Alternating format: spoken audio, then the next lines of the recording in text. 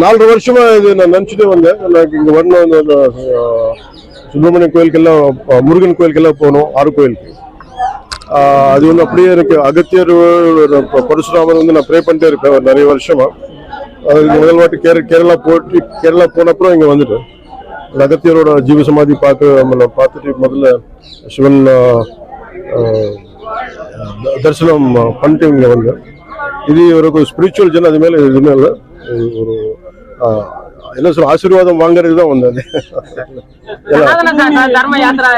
இல்ல இது அது நான் அந்த மாதிரி பண்ண நான் சொல்லிட்டு தான் வரேன். தர்ம யாத்திரை பண்ணணும்னா கண்டிப்பா நான் வெளியே சொல்லிட்டு தான் வரேன்.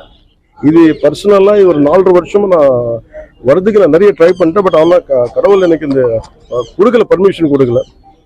அவர் இப்போ கொடுத்துருக்காருன்னு நினைச்சு அதுதான் இங்க மூவ் ஆக முடியுது.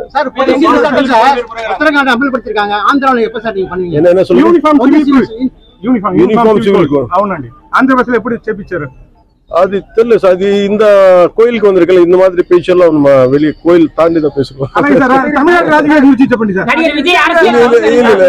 அரசியல் கோயிலுக்குள்ள வைக்க கூடாது, கோயில் வெளியதான். இல்ல இல்ல இது